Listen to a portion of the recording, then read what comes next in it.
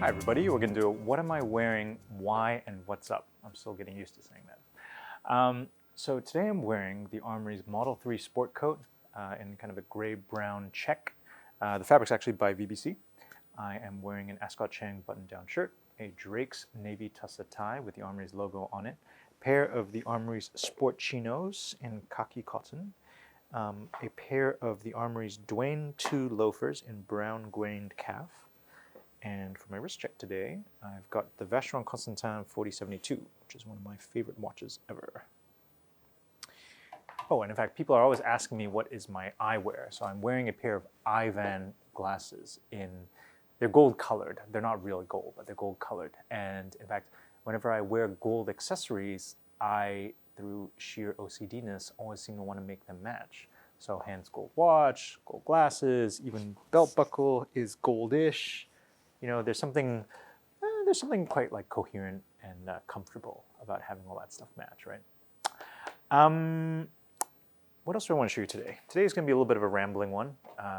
We had a half day at work today because Hong Kong is going through a rainstorm right now.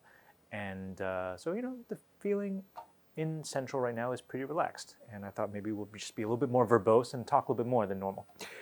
I really like the sport coat. This sport coat is in this kind of like very cool shade of gray, cool shade of brown. Normally when you think of brown sport coats, you always think of like winter tweeds, quite reddish, a little bit fuzzy, whereas this is kind of the opposite of that. This is dry, this has very little kind of hair to, like very little hairiness to it, and it's actually quite easy to match. Oftentimes when people think of a brown sport coat, they want something that is quite countrified, whereas this is not necessarily as country as you might expect for a brown sport coat, quote unquote. In fact, let me show you the other end of the spectrum, right? The other end of the spectrum is something like this. This is clearly like very red compared to what I have on. And it's a beautiful coat as well. It's very easy to pair as well, but in a different way from this particular one I'm wearing. So, you know, next time you're looking at brown sport coats, kind of think about, are you buying like a reddish brown sport coat? Or are you buying something that's a little bit more bluish or grayish? Because they both have, you know, they're both of use in your wardrobe. You know, given that it is pouring with rain, and it's going to be pouring with rain in Hong Kong for the next couple of days, Hong Kong clients, I would recommend you have a look at this particular raincoat. So we have this, we still have a bit of stock of this at the Landmark store. It is a packable Coherence raincoat, and the model is called the Ruiz. It's very lightweight, so despite the fact that, you know, we are in summer, it's actually still quite wearable in Hong Kong, and it's long, so it really keeps the rain off you. Plus, it actually has a detachable hood that I already detached for the time being. So if you were stuck without your umbrella, this could potentially save you.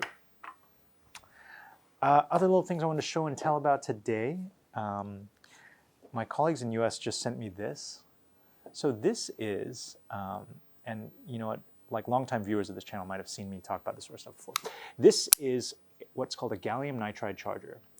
So gallium nitride is basically a charging technology that allows chargers to be built much smaller than normal.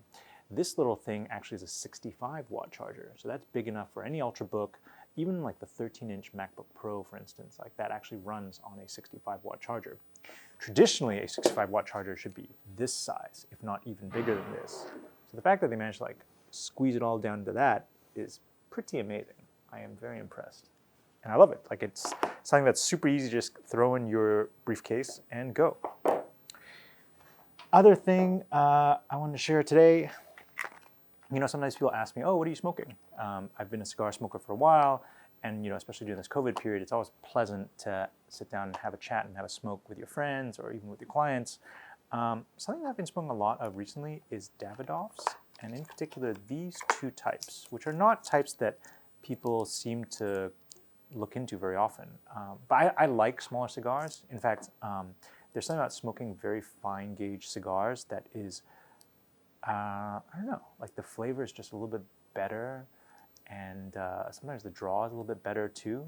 If you ever get a chance, the Cohiba Exquisitos is wonderful. Those are really hard to find. They're really expensive.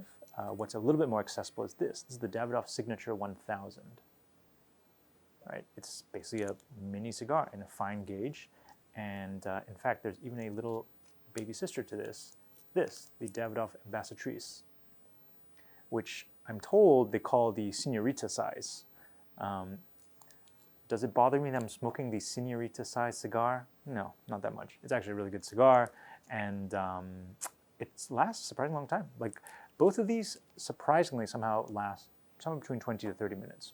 So, you know, if you're having a quick break between meetings, these are nice go-tos. Check them out, Davidoff's Signature 1000 and Ambassadrice. And that is about it for now. Enjoy your week, and thank you for watching.